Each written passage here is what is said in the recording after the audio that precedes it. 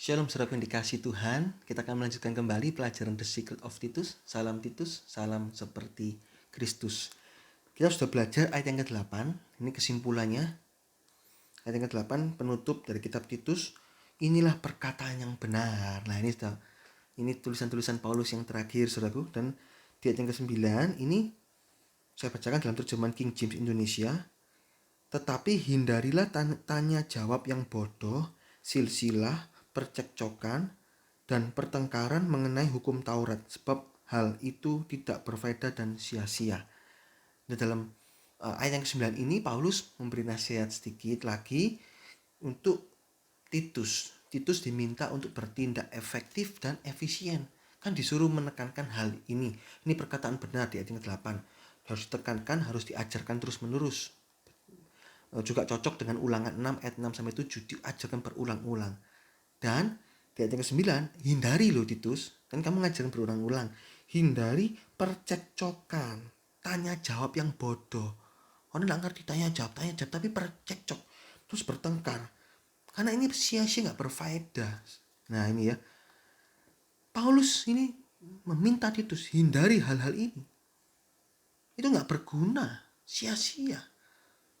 Kenapa saudara? Karena hal ini dikarenakan ada sebagian jemaat di Kreta merupakan orang Yahudi yang berusaha menerapkan hukum Taurat dalam kehidupan iman kepada Yesus Kristus.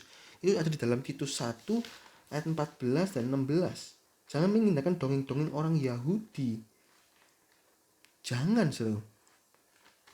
Ini mereka ingin kembali kepada hukum Taurat sehingga menentang ajaran-ajaran anugerah yang sudah diajarkan dalam Titus 3 ayat 2 sampai 7. Maka oleh karena itu Paulus memberikan tulisan tentang anugerah juga, Titus 3 ayat 2 sampai 7 itu. Dan Titus 2 ayat 11 sampai 15 ya. Nah, pada kasus ini Paulus tidak menyuruh Titus berbantah-bantah atau berdebat, melainkan justru menghindari. Ya ini, memang sebagai orang beriman kita tidak boleh berdebat saudaraku. Kita tidak boleh berbantah-bantah. Kita baca ayatnya di dalam 1 Korintus 11 ayat yang ke-16 dalam terjemahan lama. Tetapi jikalau barang seorang suka berbantah-bantah, maka kita ini tiada menaruh adat yang demikian, dan segala sidang jemaat Allah pun tidak. Nah ini jelas adatnya orang Kristen tidak berbantah-bantah, tidak bertengkar, bercekcok, bertanya jawab yang bodoh. Hal yang benar adalah kita membagikan sesuatu apa yang kita miliki kepada orang lain. Kita sharing, kita utarakan pendapat kita, utarakan pemikiran kita. Jika mereka tidak mau menerimanya, maka kita tidak perlu berdebat atau marah atau maki-maki, melainkan mendoakannya. Hal yang berbeda dengan apa yang menjadi beban hidup kita, yaitu anak-anak bimbing rohani kita. Kita hanya menasihatkan dan menetralisir semua ajaran-ajaran yang salah agar tidak menyesatkan mereka. Kita harus menasihatkan dan menetralisir. Contoh, di dalam anggota PS, anggota persekutuan kita, anggota sel kita, ada anggota kita yang terkena ajaran yang berbeda. Loh, boleh loh nikah tanpa restu orang tua. Ini ada pendeta yang mau loh nikahkan. Kita harus netralisir. Salah itu. Itu salah itu. Tidak boleh, itu bertentangan dengan firman Tuhan. Harus dinetralisir. Gak boleh. Loh, ini loh ada orang yang mengajarkan, kalau kamu menabur 1 rumah dapat 2 rumah, nabur 2 rumah dapat 4 rumah, dapat 5 rumah, 6 rumah. Nah, sebagai anak bimbing rohani kita, kalau kita dapat mendengar mereka terkontaminasi pengajaran itu, kita harus tegur, nasihati. Hei, itu pengajaran salah, itu ajaran kemakmuran. Itu salah di hadapan Tuhan. Menyesatkan loh. Tuhan tidak pernah ngajarin seperti itu loh. Itu mancing. Kita nabur itu dengan korban. tanpa harap apa-apa. Kalau kita menabur, kita mengharapkan nabur ikan kecil mengharap ikan besar, itu mancing. Nggak boleh. Kita siapa kok kita mancing Tuhan? Nabur korban, tak harap kembali. Dan nabur sesuai kemampuan. Tidak dibombong seperti itu, salah itu. Nah, terhadap orang-orang yang menjadi beban hidup kita, keluarga kita, anak kita, orang tua kita, anak bimbing rohani kita, tegur, nasihati, netralisir, berusaha pageri. Sebagai seorang gembala sidang, pagerin domba-domba kita ini, jangan sampai terkontaminasi. Ya, jangan gampang-gampang lihat-lihat YouTube, nanti salah. Kalau pengajarannya berbeda, laporkan. Kamu boleh lihat-lihat YouTube pengajaran-pengajaran khotbah-khotbah, oke lah. Tapi kalau pengajaran kok berbeda dengan ajaran yang sudah diajarkan, coba diskusi sama saya, ngobrol. Ayo kita diskusi. Kalau memang itu salah, ayo salah, jangan dituruti. Bagus loh penyampaian indah, terkagum saya. Loh, kita nggak lihat orangnya, kita lihat pengajaran firmannya. Ini ya. Jadi ini saudaraku. Tapi terhadap orang luar, kita nggak perlu berdebat. Terhadap orang punya dari gereja lain, loh, saya punya baptisan percik. Loh, saya percaya selam karena alasan ini. Karena alasan baptisan selam ini mengubur kan kepala, masa misalnya kepala di tanah, batin di dalam tanah. Kan masuk itu mengubur? Kan bukan. Menguburkan yang umum itu adalah sampai dipendam dalam tanah. Menguburkan sesuatu dipendam, itu mengubur. Itu juga baptisan itu diambil dari kata baptisu, dicelup itu kan dikubur sampai dalam, mencelupkan. Terus juga Filipus terhadap sida-sida Ethiopia itu mencari air banyak. Loh, kalau dipercik kan nggak perlu cari air banyak, kan cukup ambil botol aja, berisi air dipercik begitu. Kenapa harus cari air banyak? Terus juga putra manusia Yesus dibaptis kok kenapa harus di sungai Yordan? Nah, utarakan, oh enggak, yang benar percik kok. Ya sudah, oke, yang penting kita saudara seiman, kita nggak perlu berbeda-beda. Oke, pengertianmu, ini pengertian saya. Oke, ya kita doakan Tuhan berikan pengertian yang benar. Tuhan akan satukan pengertian nanti. Pada saat di akhir zaman, saudaraku, akan ada terbentuk gereja tubuh Kristus global yang dimana satu pengertian Roh Kudus akan mencelikkan sehingga ini tuh pengertian yang benar, ini tuh pengertian yang benar. Tentang akhir zaman itu sudah berbeda. Ada yang mengatakan pengangkatan di awal minggu ke-70 Daniel. Ada yang di tengah-tengah, ada yang di belakang. Mana yang benar? Kalau saudara tanya saya berdasarkan firman yang saya baca, saya percaya di tengah-tengah. Kita ikut 3,5 tahun pertama, kita ikut sengsara. Walaupun ada aniaya, tapi kita percaya 3 pribadi Allah bekerja. Wahyu 12 ayat 1. Berpakaian matahari, bermahkotakan 12 bintang dan berdiri di atas bulan. Itu perempuan itu begitu luar biasa. Gereja menjadi ajaib sehingga kuat dan menang sampai ikut pengangkatan. Saudara bisa lihat itu di dalam The Secret of Judas tentang pengangkatan, saudaraku, di video saya yang sebelumnya. Nah, berbeda-berbeda, tapi nanti di akhir zaman akan ada satu pengertian. Oleh karena itu jangan kita bermusuhan, bertengkar, berdebat. Ajari, utarakan pendapat kita sesuai firman Tuhan. Nah, nggak mau terima, ya sudah. Kita yang penting bersaudara dalam Tuhan. Yaitu nggak perlu berdebat, nggak perlu marah, apalagi tulis-tulis dalam media sosial, oh ini salah dan sebagainya. Nggak perlu, saudaraku. Nanti menimbulkan emosi. Nah, kalau emosi yang timbul, dosa, ya kan? Tapi kalau ada kasih, nggak perlu berdebat. Doakan saja. Nah, jangan sampai terkontaminasi. Ini seperti apa? Seperti orang tua melihat anaknya ini dibujuk temannya untuk bolos sekolah. Pas orang tua bilang, wih, gak apa-apa lah, itu ajarannya temennya tuh untuk bolos sekolah, gak apa-apa, ya sudah saya ikut. Jangan, orang tua lihat, bolos sekolah kan gak boleh menurut saya sebagai orang tua. Oke, nah gak boleh. Temanku bolos, Pak. Ya terserah mereka. Itu orang terserah orang tua mereka. Tapi kamu anakku gak boleh bolos. Saya tegur kamu, saya marahin, saya nasihatin. Gitu. Agar jangan sampai tersesat dalam pergaulan yang salah. Kalau anak orang lain ya orang tua cuma bisa memberikan nasihat. Loh, Dek, kamu bolos tuh ini dimarahin loh sama orang tua kamu. Oh, enggak apa-apa kok, orang tua saya ngizinkan kok. Oh ya sudah, tapi anaknya Om enggak boleh ya. Om enggak izinkan. Kamu kalau mau bolos, bolos sendiri. Begitu. Gitu. Masuk kita marah. Oh, kamu ngawur ya anak ya. Enggak bisa tuh, anak orang loh, saudaraku. Anak kita pakri. Anak orang lain kita nasihatin biasa, enggak mau didengar ya enggak bisa apa-apa. Begitu saudaraku ya. Beberapa hal yang harus kita hindari di sini di ayat yang 9. Yang pertama, tanya jawab yang bodoh. Istilah tanya jawab yang bodoh atau pertanyaan yang bodoh adalah suatu pertanyaan yang hanya ingin membenarkan dirinya. Sehingga saat dijawab pun tetap dibantah dengan argumen yang lain agar memenangkan kebenaran dalam dirinya.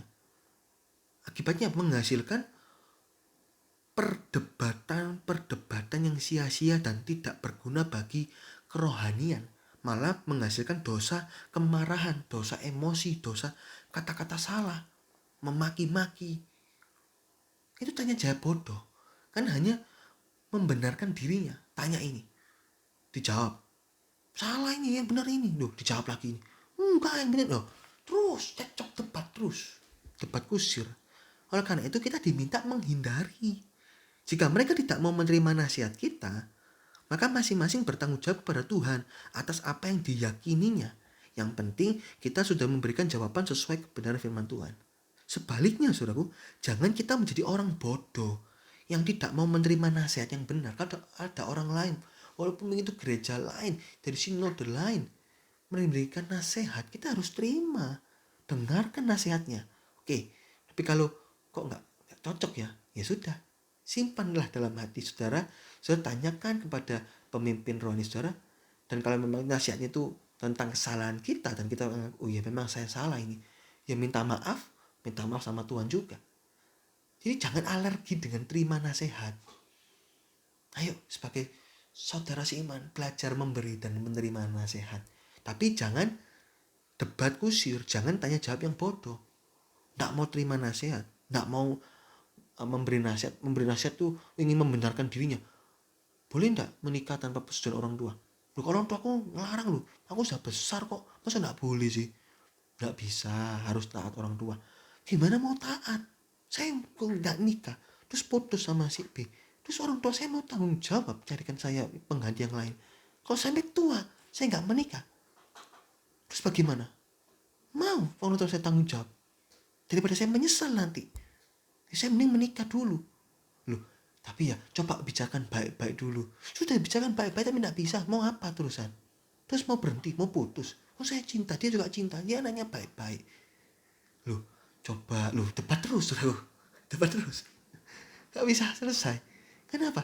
Dia tanya untuk membenarkan dirinya. Gitu loh saudaraku. Ya, ini tentang tanya jawab yang bodoh. Kedua, tentang silsilah. Ternyata saudaraku, nasihat firman Tuhan, nasihat Paulus dalam Titus 3 ayat yang ke-9 ini juga diberikan kepada Timotius.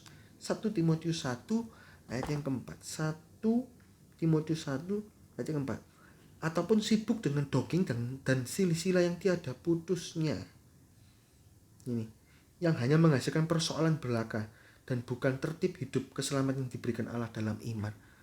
Kemungkinan besar saudaraku, banyak dari orang-orang di sekitar mereka yang mempertanyakan mengenai silsilah. Silsilah siapa di sini? Yaitu silsilah dari Tuhan Yesus Kristus. Sebagai mereka mungkin masih tidak percaya tentang ketuhanan Yesus Kristus, sehingga mempertanyakan dan memperdebatkan. Demikian juga yang terjadi dalam zaman sekarang ini. Banyak orang meragukan, berusaha mendebat orang-orang beriman. Jangan sampai kita terpancing, melainkan harus kita hindari perdebatan itu. Kita jawab dengan mempertahankan iman. Tapi jangan berdebat sampai menghasilkan pertengkaran. Kalau ditanya, Tuhan Yesus itu Tuhan atau manusia? Ya kita jawab yang benar. Kita jawab, Tuhan Yesus itu adalah Allah. Loh, Allah kita tiga? Tidak, Allah kita satu. Allah kita esa. Nggak ada perubahan, bayang-bayang perubahan. Ada tiga pribadi tapi Allah kita satu. Satu ini bukan mutlak tapi esa. Loh, kok Allah beranak? Loh, anak kunci. Loh, kok kunci beranak? Kunci kan tidak beranak. Ini hanya istilah untuk menggambarkan hubungan yang erat antara seperti bapak dengan anak, seperti bapak sayang anaknya. Itu Allah itu begitu sayang, begitu aktif, begitu cinta kepada kita.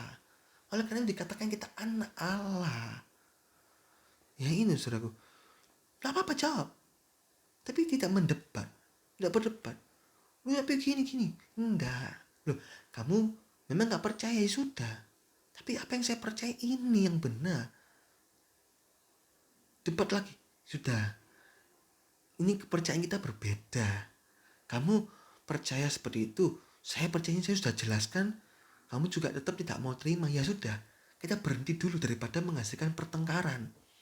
Kita kan sesama orang sahabat orang Indonesia, mungkin sesama orang Indonesia, atau kita ini tetanggaan kok. Kita kan nggak usah berdebat lah. Kamu percaya ini, saya sudah memberikan yang benar, kamu nggak mau, ya sudah. Yang penting kita bersahabat. Pada waktunya nanti Tuhan akan celikkan. Oh enggak ya, ya sudah. Begitu saudaraku. Jadi ayo jangan kita jawab dengan mempertahankan iman, tapi tak mau menghasilkan pertengkaran. Jika mereka tidak mau terima, kita hanya bisa mendoakan. Tetapi selama diberikan pertanyaan, kita jawab berdasarkan firman Tuhan dengan tulus, tanpa emosi dan tidak mau berlarut-larut dalam perdebatan. Istilahnya bukan debat tapi sharing. Bukan debat tapi sharing. Itu saudaraku. Bukan debat tapi sharing. Sekali lagi saya katakan itu. Ditanyain jawab, tanyain jawab. Saya pernah mendapatkan pertanyaan-pertanyaan di dalam YouTube itu saudaraku. Ya saya jawab aja. Saya tidak perlu mendebat terus balas lagi, marahin lagi, terus emosi, nggak perlu. Saya jawab, tes. Kalau sudah mulai marah-marah, maki-maki, ya sudah berhenti.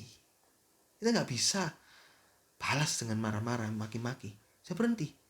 Nanti pada waktunya Tuhan, kita doakan terus. Pada waktunya Tuhan akan mencelikkan mata rohaninya. Ya, jadi yang silsilah, hati-hati. Jangan kita mempertanyakan silsilah. Tuhan Yesus adalah Tuhan Allah kita, juru selamat kita, juru selamat dunia. Yang ketiga, percekcokan dan pertengkaran mengenai hukum Taurat. Ini intinya dari kasus Titus,